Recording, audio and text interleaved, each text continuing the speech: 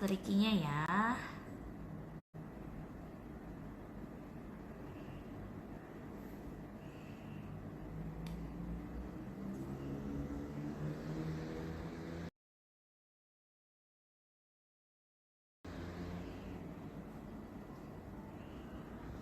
Mana nih?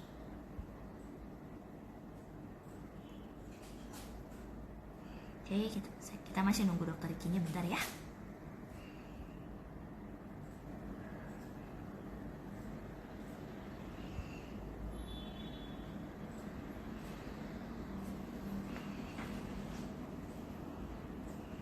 Belum muncul.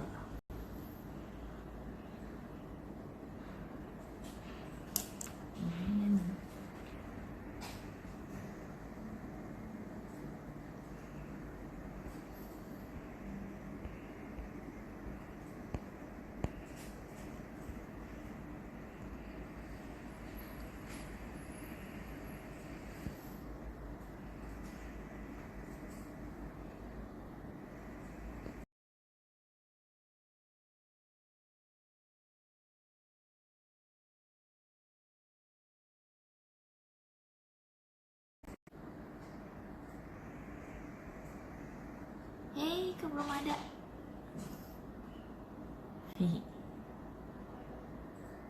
Nah, ini dia.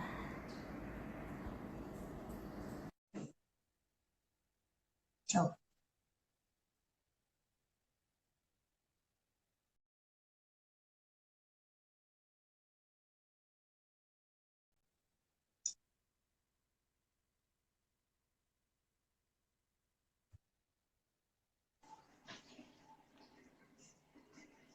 Ada dok? Halo, masih gitu Iya, ya? tidak ada loh gambarnya. Gawat.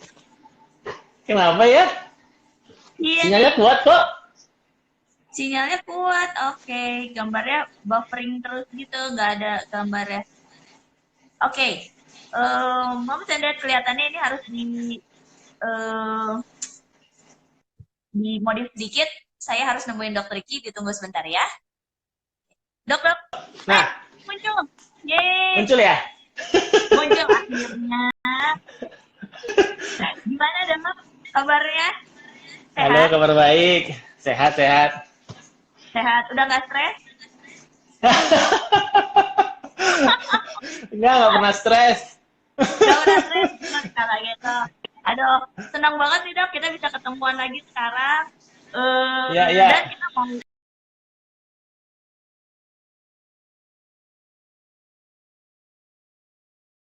baby-nya. Ya udah siap boneka baby. Oke, oke. Dok, boleh jelasin dulu nggak sih gitu apa tentang koliknya sendiri, terus begitu mungkin gejalanya, karena kan menurut pengalaman saya kita nggak tahu anak kenapa gitu, nggak tahu kalau anaknya kolik. Setelah beres semua cerita-cerita sama dokter itu anaknya kolik kali gitu, nah baru baru nyadar di saat udah lewat gitu masanya. Nah, boleh ceritain dulu nggak sih sedikit kira-kira itu tuh terjadinya pada anak usia berapa dan kenapa dan ciri-cirinya biasanya gimana? Ya, ya. Suara saya jelas kan ya? Ya, jelas. Jelas ya. Ya, selamat siang ya ibu-ibu yang ikut IG Live. Hari ini kita akan ngobrolin tentang kolik abdomen. Ya, kolik itu pada bayi secara definisi itu adalah sebuah periode menangis. Ya, itu adalah sebuah periode menangis yang berlangsung lebih dari 3 jam.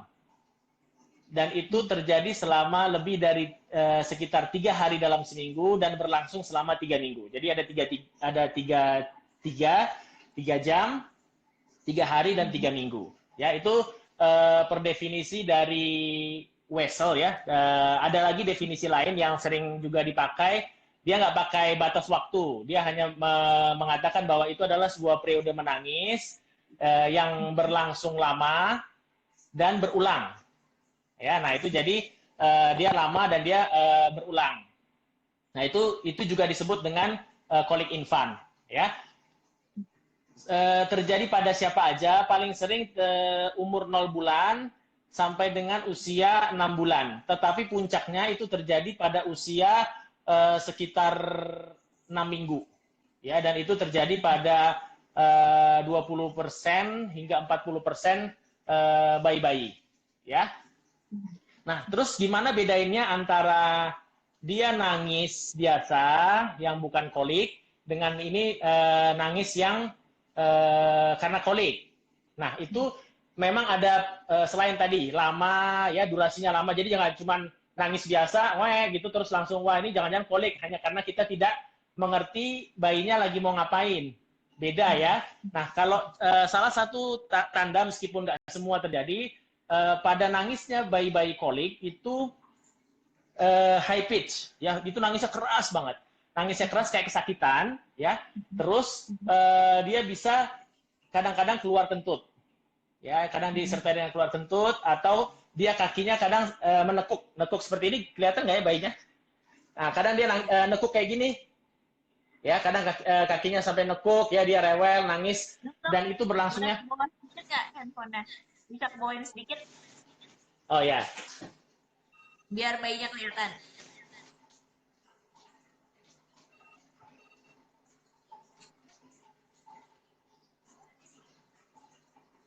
Sip. Nah, kelihatan nggak? Ya, sip. Kelihatan ya? Ya. Nah, itu dia nangisnya sampai kayak gini, ketekuk gini. Ya, nangis. Nah, itu salah satu perbedaan yang harus kita perhatikan kalau jangan-jangan bayinya ini kolik. Ya, tapi tetap sama prinsipnya adalah kalau bayinya nangis, kita cari tahu ini kenapa dia. Jangan-jangan dia haus. Ya, jangan-jangan dia apa namanya? Mau ganti popok. Ya, dia udah pipis, sudah terus dia mau ganti popok kan nangis ya. Bahasanya bayi semua mah nangis. Ya, jadi harus dibedakan. Jadi kita harus cari tahu dulu, ini bayi saya nih nangis gara-gara apa nih? Jangan-jangan ada yang lain bukan kolik. Ya, terus yang harus dipastikan lagi tidak semua bayi kolik itu nangisnya tidak disebabkan oleh sesuatu. Ya, kita harus tahu bahwa kalau dia sakit beneran itu juga dia akan nangis. Ya, kalau dia mencret, ada ruam popok, dia akan nangis. Ya, kalau dia beneran ada kelainan di dalam perutnya, dia juga akan nangis. Ya, jadi kita yang harus diketahui itu dulu bahwa dia nangis itu banyak sebabnya. Ya, jadi harus dipastikan bahwa bukan tadi kelainan-kelainan yang biasa ya, mau minum, mau ganti popok, ya atau rewel biasa, atau jangan ada sakit beneran. Ya, jadi itu harus disingkirin dulu semuanya itu baru bisa bilang ini bayi saya ini kolik nih. Gitu ya. Terus apa sih yang menyebabkan seorang bayi itu kolik? Itu beda-beda ya, sudah banyak penelitian, sudah dilakukan penelitian begitu banyak, terutama mencari ada nggak kelainan di perutnya, tapi tetap semua ketemunya nggak ada penyebab yang bisa dipastikan ya. Apakah ada hubungannya dengan misalnya dia alergi? Beberapa menemukan memang ada bayi-bayi yang alergi protein susu sapi, dia akan lebih sering menangis. Tapi tidak berarti terus itu jadi kolik. Setelah diteliti ternyata berbeda. Ya, ada juga lagi yang meneliti pada bayi-bayi intoleransi laktosa. Ya, dia tidak bisa mencerna laktosa, itu juga kenapa? Ya, oke. Ada gangguan sedikit. Oh iya. Nah, itu lanjut lagi ya. Intoleransi laktosa, dia juga sama, dia mencret, dia juga nangisnya lama, ya juga high pitch. Nah itu, tapi boleh ya, nanya sedikit. Jadi, ya. apakah kolik itu akan lebih besar kemungkinannya terjadi di anak-anak yang nggak minum ASI? Enggak. Nah, memang ada penelitian, apakah ada perbedaan antara yang minum ASI dengan yang subfor? Ternyata enggak. Ya, jadi angka kejadian kolik infan pada bayi yang dapat ASI dengan bayi yang dapat susu formula itu nggak ada beda. Ya, bahkan juga ada yang meneliti, kadang-kadang ibu kan suka stres tuh kalau anaknya nangis. Ya, terus mulai ribut kiri kanan ya, apalagi dari mertua. Wah, ini gimana anaknya nangis nggak bisa didiemin, ya memang dia lagi kolik, jadi periode nangisnya lama gitu. Nah, itu juga sudah diteliti bahwa tidak ada perbedaan antara ibu baru sama nanti ibu yang sudah punya anak 2 ke 3. Tetap aja nanti kejadian kolik pada bayi masih tetap sama.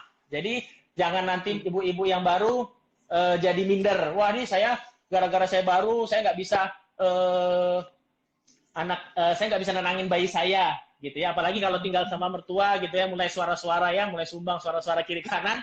Nah, tapi justru ada hubungannya dengan ibu-ibu yang depresi setelah melahirkan, pasca melahirkan. Nah, itu memang berhubungan bahwa ibu-ibu yang sering mengalami kalau misalnya dia mulai stres pasca melahirkan, sering ya itu terjadi ya.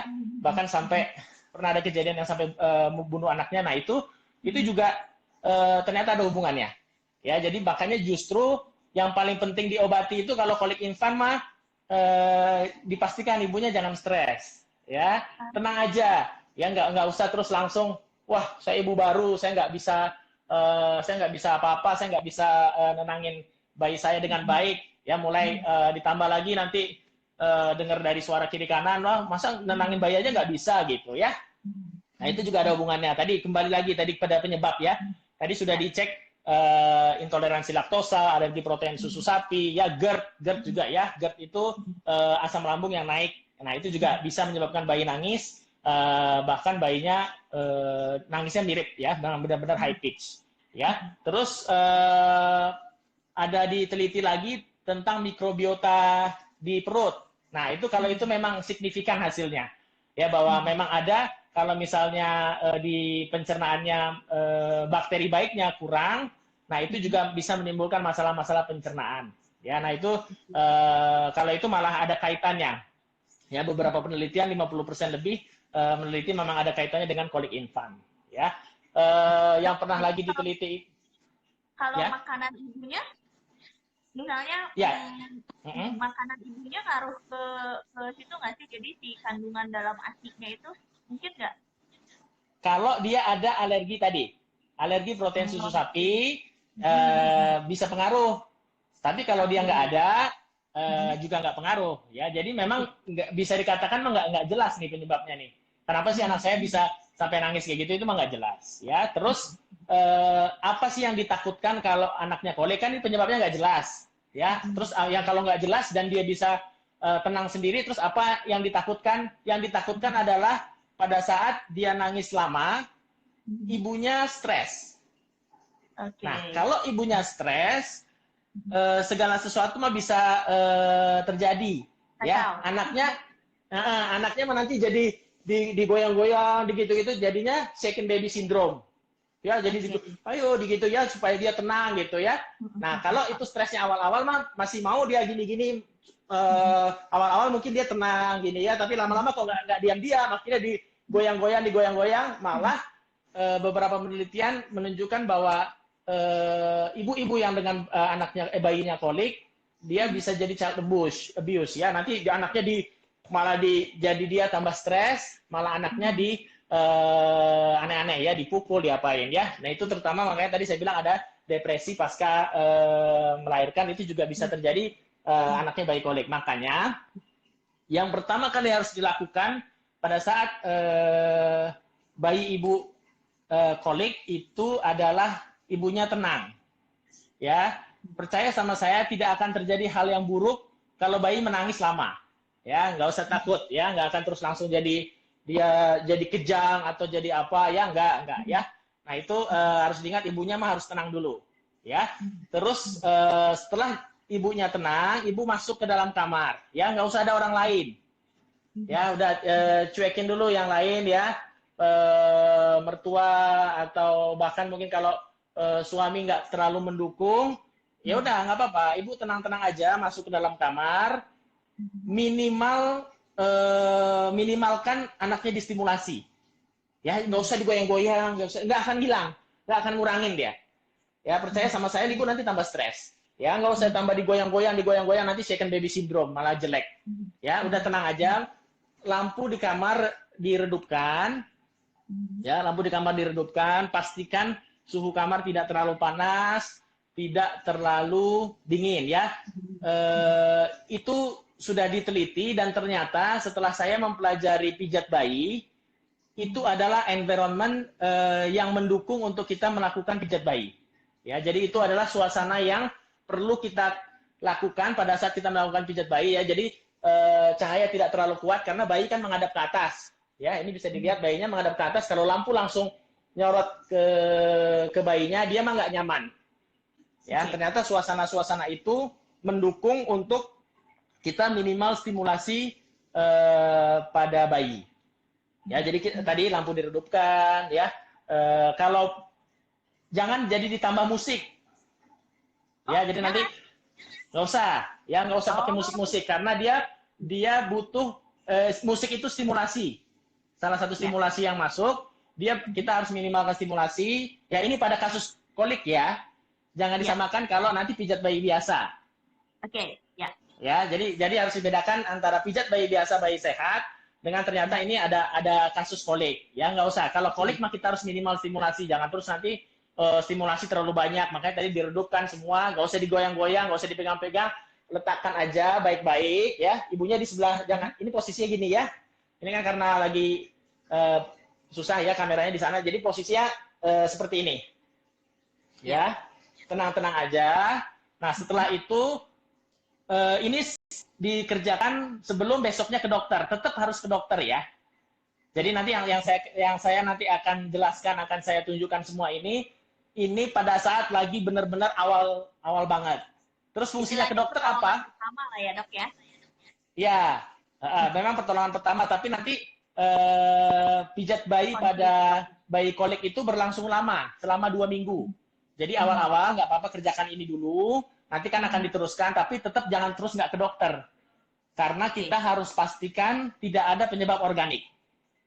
Oke, ya. Ya, jangan nanti, wah dokter Iki suruh gini, ya nanti gini terus ya, disuruh pijat bayi, nanti pijat bayi terus, nggak ke dokter, nanti salah. Karena kita nggak tahu, ibu kan nggak tahu, ini kolik beneran atau jangan-jangan ada kelainan yang lain. Nah, yang tahu itu dokter, datang ke dokter anak, periksa, pastikan kalau aman, lanjutkan seperti yang nanti akan diceritakan. Ya, jadi yang tetap harus ke dokter untuk memastikan. Karena kalau ternyata nanti ada penyebab organik, diobati, beres, gitu. Terus jangan terus jadi ke tempat pijat bayi. Ya, mohon maaf, karena beda, ya. Antara ibu yang megang bayinya yang melakukan pijat dengan orang lain yang melakukan pijat itu berbeda karena inti dari pijat bayi adalah bonding antara ibu atau bapak, ya. Bapak juga masuk loh ya, jangan nanti bapak lepas tangan ya. Bapak juga boleh ngerjakan ya, saya bapak, saya juga pijat bayi saya ya. Jadi nggak apa-apa, bapak boleh, ibu boleh ya. Nah itu yang penting ada bonding antara saya orang tua dengan bayinya, ya. Nah itu ada tiga agak menyimpang sedikit, ada 3 hal, 3B untuk bonding pada orang tua dengan bayi. Yang pertama breastfeeding, ya, itu ada kelasnya kita breastfeeding di Ilmi Jati. Yang kedua baby massage juga ada kelasnya, itu saya. Yang ketiga baby wearing, ya, Mami Golda kemarin sudah IG live. Tiga itu akan meningkatkan bonding antara orang tua dengan bayi. Ya, tiga-tiganya ada kelasnya di Ilmi Jati. Breastfeeding kemarin kita udah sama dokter Stella dok. Nah, ya, ada semua kan berarti. Udah lengkap ya, 3B ya. Ya, silakan dok. Nah, lanjut lagi ya. Nah, tadi sampai mana ya? Bonding ya, bonding. Nah, bonding. Nah, itu makanya kenapa saya nggak terlalu rekomen kalau harus orang lain yang melakukan pijat. Ya, dan kita nggak tahu, saya bukan terus jadi anti pijat bayi, bukan. Ya, jangan salah, jangan terus nanti rame-rame, wah nanti kontroversi lagi, wah dokter Iki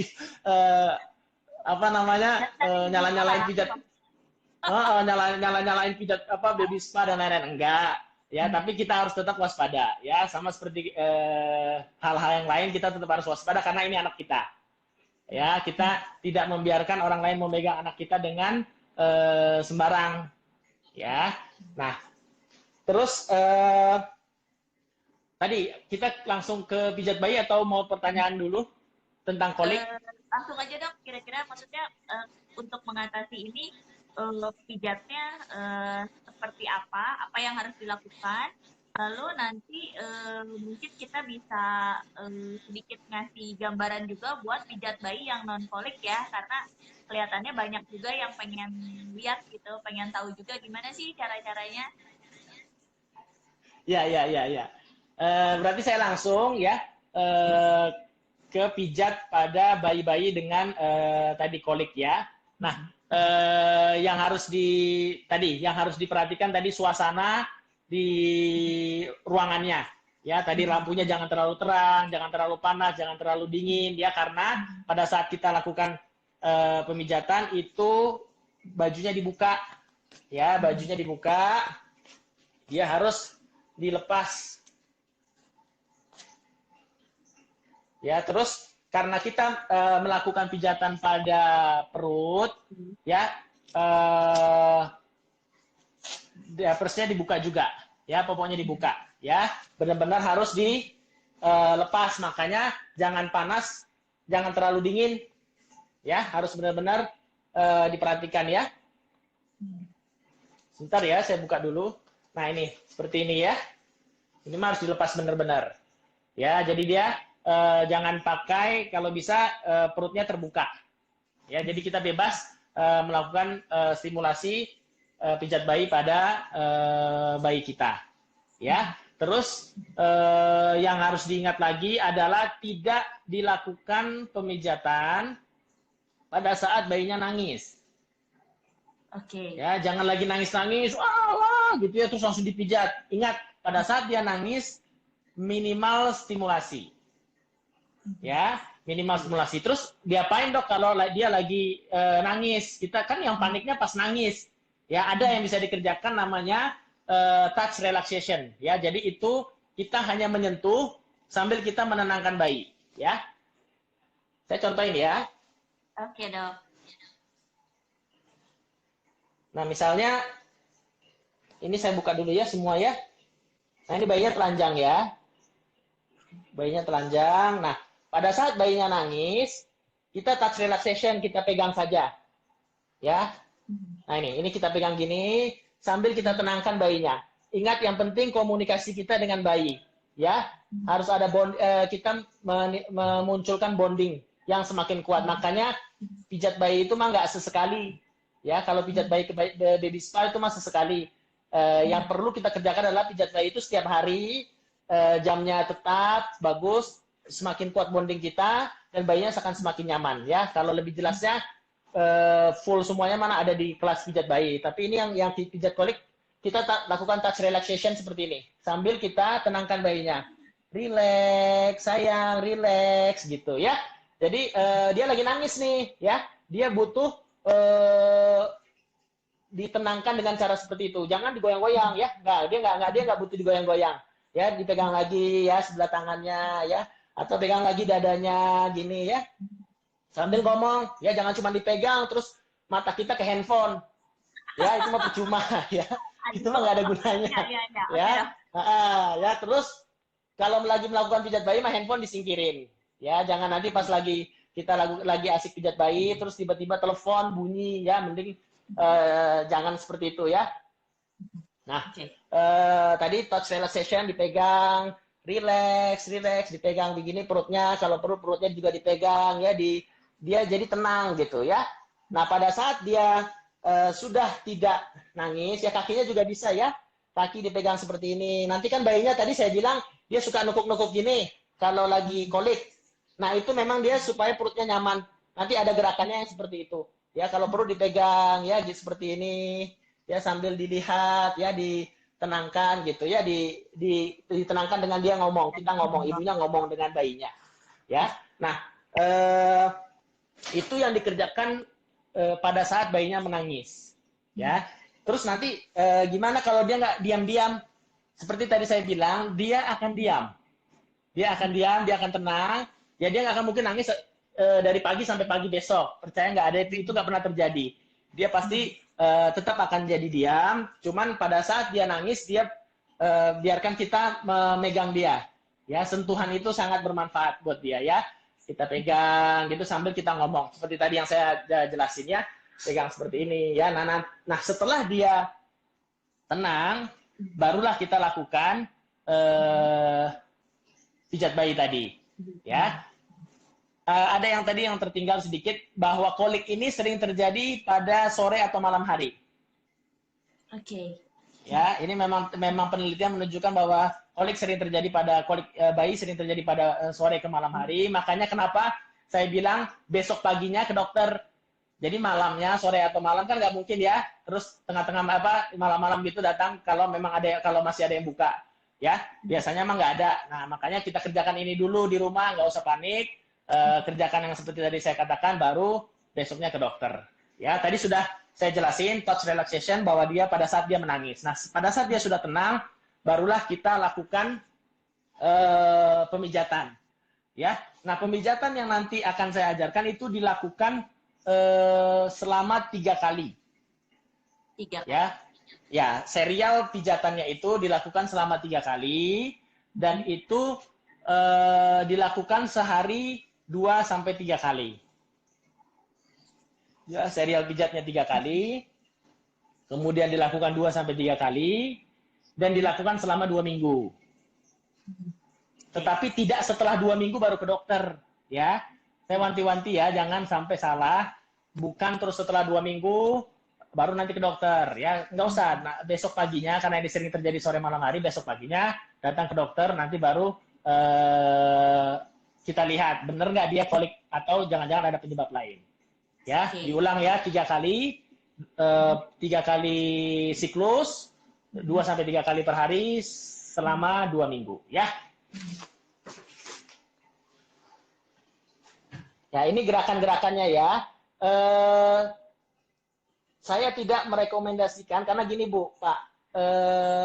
Gerakan yang akan kita lakukan ke bayi sebenarnya harusnya saya mah melihat. Ya, kalau ya gini kan kita kan cuma satu arah.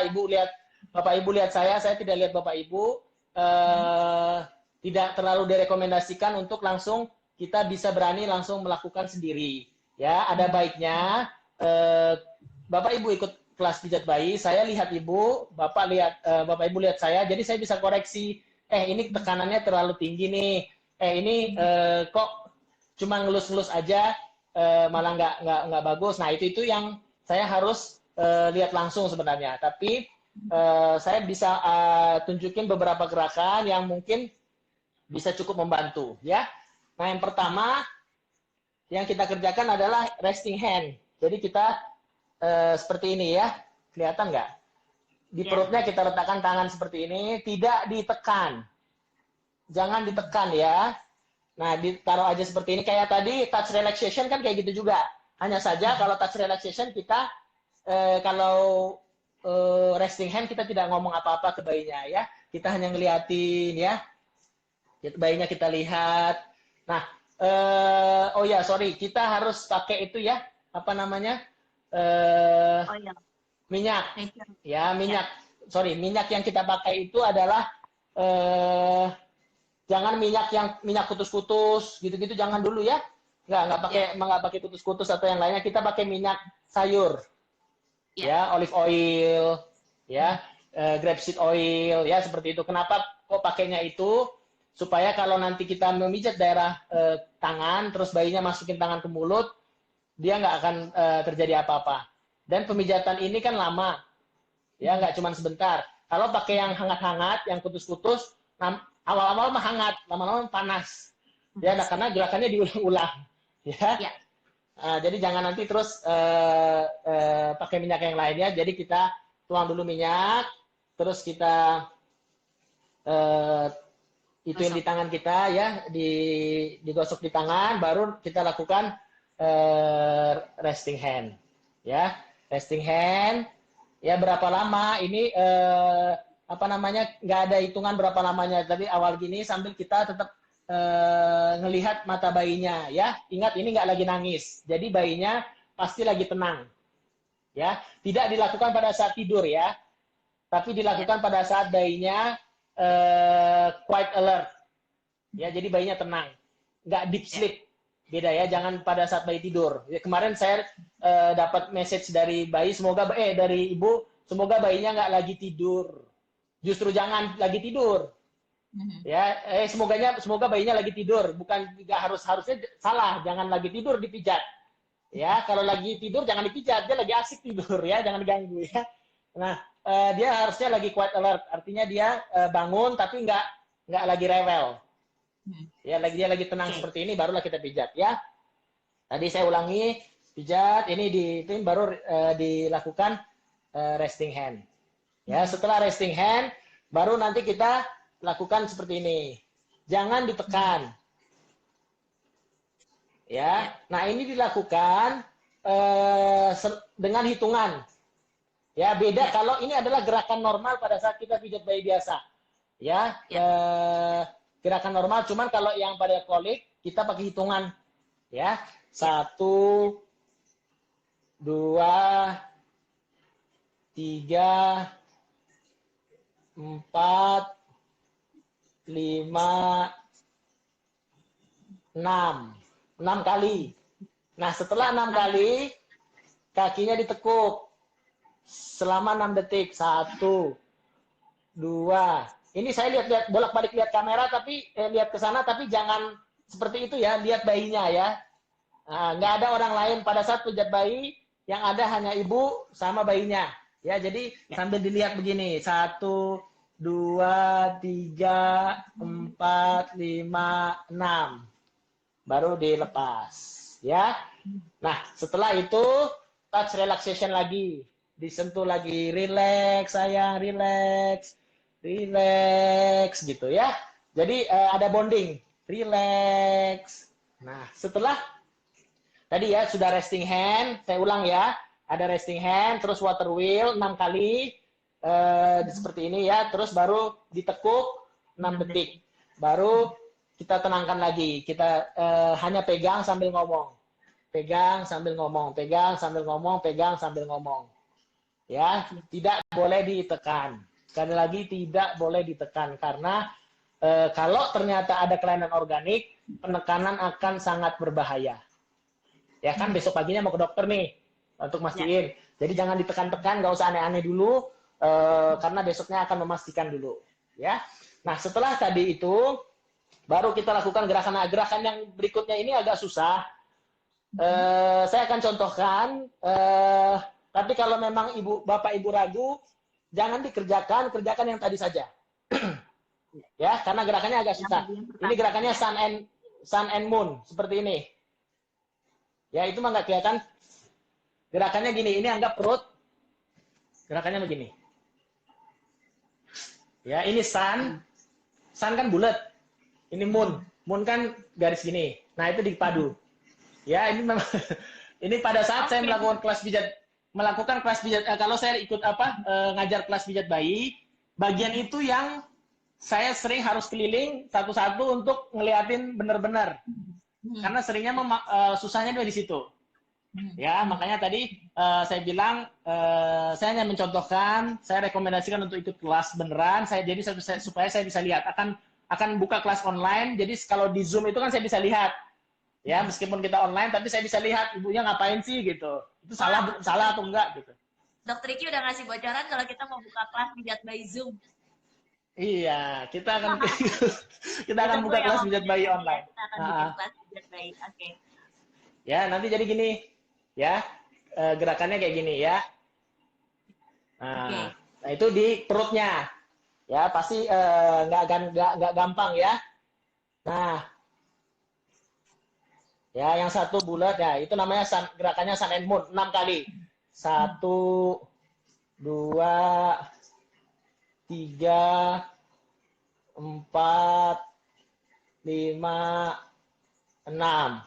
Habis itu kayak tadi diginin lagi 6 detik. 1, 2, 3, 4, 5, 6 ya, sambil komunikasi sama bayinya ya, jangan ada yang lain ya, jangan ada distraction yang lain. Ya. Setelah itu touch relaxation lagi. Relax saya, relax. Kenapa perutnya sakit ya? Relax ya, tenang ya. Nah, gitu. Ya, itu adalah rangkaian pijatan ya. Saya ulangi lagi secara cepat. Resting hand, terus di water wheel, Ya, 6 kali, terus ditekuk 6 detik, terus ngomong sama bayinya sambil dipegang, ya. Terus sun and moon 6 kali, tekuk lagi 6 detik, dan touch relaxation lagi. Ya, dan itu dilakukan siklus itu sebanyak 3 kali. Dan dilakukan 2 kali sampai 3 kali dalam 1 hari. Jadi karena ini terjadinya sering sore dan malam, kerjakan itu dulu, masuk kamar, apa namanya, lampunya diredupkan, suasananya dibikin jangan terlalu panas, terlalu dingin, baru nanti dipegang aja karena lagi nangis, dipegang aja, dipegang ya, istilahnya touch relaxation namanya, dipegang sambil ngomong sama bayinya. Setelah dia nggak nangis, baru dilakukan pemijatan bayi. Yang pijat kolik tadi, seperti yang saya sudah jelaskan. Nah, ya setelah itu besoknya ke dokter, dokter bilang, oh ini nggak ada kelainan apa-apa Bu.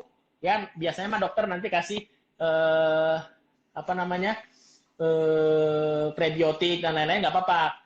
Apapun yang dokter kan pasti sudah melakukan pemeriksaan. Ya kalau dikasih obat-obatan nggak masalah. Kemudian lakukan pemijatan bayi. Tanyakan ke dokternya, dok, boleh nggak saya apa namanya, lakukan pemijatan bayi sendiri ya. Jangan ke yang lain ya. Memang ada paketnya, paket pijat kolik, paket pijat ini ya. Nah itu diperhatikan. Saya nggak larang, tapi tetap harus waspada. Ya kalau ibu lihat anak ibu lagi dipegang dan itu menurut ibu tidak seperti yang mungkin pernah ikut live IG ini, terus wah kok beda gitu, hentikan aja. Ya, meskipun udah bayar, biarin aja ya, daripada ada apa-apa ya, karena ada kasusnya, dan kasusnya itu di Bandung ya, ada kasusnya dan itu sampai berakibat buruk ke bayinya ya, jadi jangan asal-asalan ya. Seperti itu ya. Ada yang kira-kira yang masih kurang nggak? Ada beberapa pertanyaan, saya coba bacain ya. Ya. Untuk yang sun and moon itu diputarnya ke arah mana katanya? Oh, searah dengan jarum jam. Dengan jarum jam. Ya. Nah, semua gerakan karena kameranya dibalik, jadi bisa jadi kebalik, tapi searah jarum jam ya, jadinya pijatnya ya dok ya. Ya. Ini ya. Pencernaan itu dia ngikut alur pencernaan itu searah dengan jarum jam selalu. Ya dari ke sini ya, terus nanti akhirnya keluar lewat pup. Nah, makanya semua gerakan pada perut itu juga sama. Ya. Tadi sun and moon kan gini. Ya. Ini yang situ, satu lagi yang gini. Ya. Nah, pokoknya gerakannya itu searah dengan jarum jam seperti itu ya. Sun and moon gitu ya. Oke, ya. Dok, satu pertanyaan lagi dok. Boleh tanya nggak? Kalau misalnya, ya setahu saya nih ada beberapa juga yang nanya, pijat bayi itu kita kalau diajarin suka ada yang gerakan I love you itu loh dok, yang oh ya, terus begitu balik, terus itu ya. yang I love you itu. Nah itu jadi tidak berlaku untuk kasus kolik? Enggak, itu bukan yang untuk kolik ya, cuman itu yang untuk pijat rutin ya. Kalau sebenarnya kalau kita rutin terus melakukan pijat bayi dari head to toe, itu mah dia akan lebih nyaman ya menurut saya, dan jarang keluhin kayak kolik gitu ya. Daripada nunggu kolik, mending mah dipijat seperti ibu lakukan sendiri, pijat bayi setiap hari gitu, full dari atas sampai bawah. Oke. Nah untuk pijat bayi yang harian sendiri kita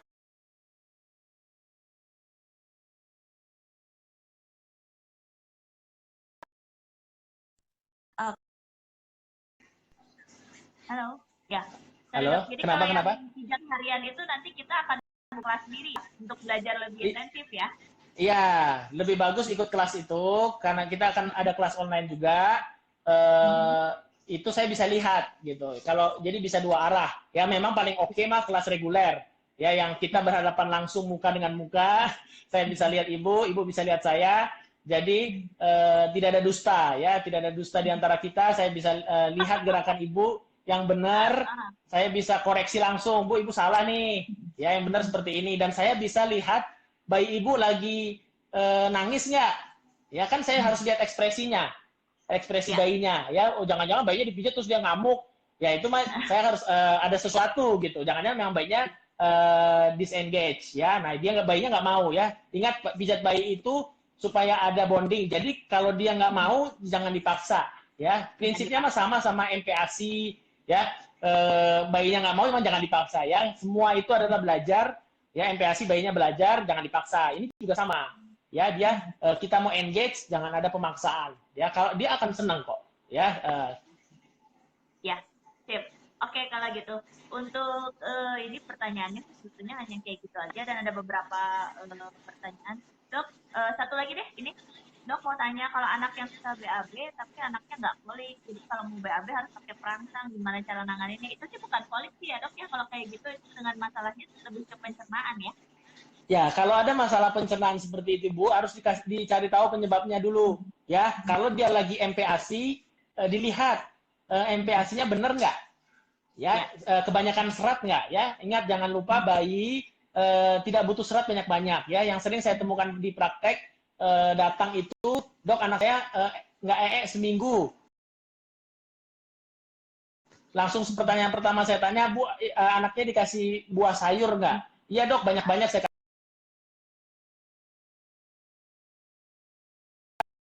Ya. pencernaan. Oke, dok dok. Ya, jadi cari tahu Ya, dulu. ada yang nanya lagi. Ya, Untuk pijatnya itu dikerjakan sebelum atau setelah pemberian ASI? Harus dikasih jarak berapa lama ya dok? kalau kasus ini kan nggak mungkin dia lagi nangis. Mm-mm. Ya, pasti dia kalau lagi pada kasus kolik ya, kita lagi ngomongin kolik ya. Kalau dia lagi, ibu bayangkan dia lagi nangis, bener-bener nangis, ya nggak mungkin dia akan dikasih ASI kan. Kecuali kalau dia nangis, ibu kasih ASI dan dia diam, itu bukan kolik. Dia mah haus itu namanya. Lapar. Iya, itu mah haus. Ya, dia nangis, ibu kasih ibu nenenin, dia diam, ya dia haus. Ya, Oke, kalau gitu. itu lakukan pemijatan biasa. Kalau bisa, kalau mau melakukan pemijatan biasa, jangan pas habis minum, karena Ya. dia biasanya kalau dia habis minum dia pasti tertidur. Ya, bayi mah habis dia nenen, dia pasti tertidur. Pemijatan tidak dilakukan pada saat tertidur. Pemijatan dilakukan pada saat dia quite alert. Ya, Oke. dia lagi melek, tapi tidak lagi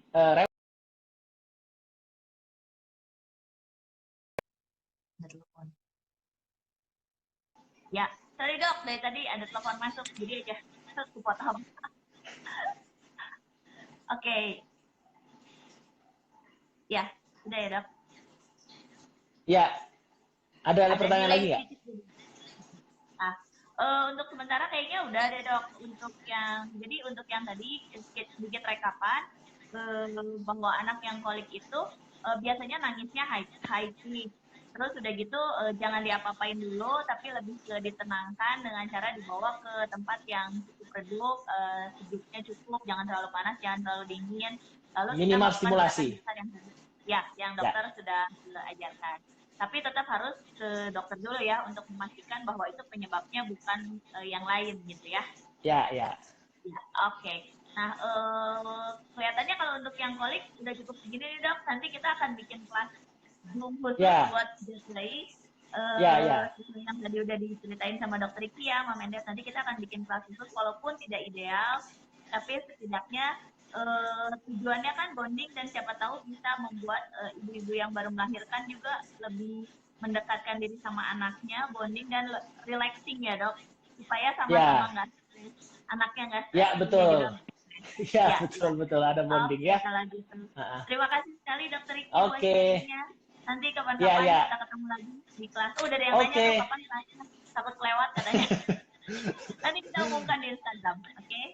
Ya, ya. Ya, baik. Oke. Terima kasih ya, Dok. Sampai Yuk, yuk, ketemu. thank you ya. Yuk, Bye-bye. bye.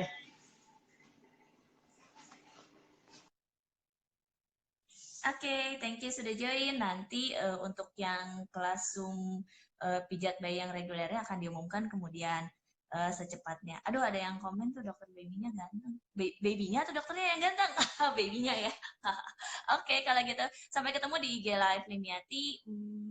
Kelihatannya minggu depan. Atau hari Kamis kita akan bahas sedikit tentang edukasi kesehatan. Oke, bye-bye.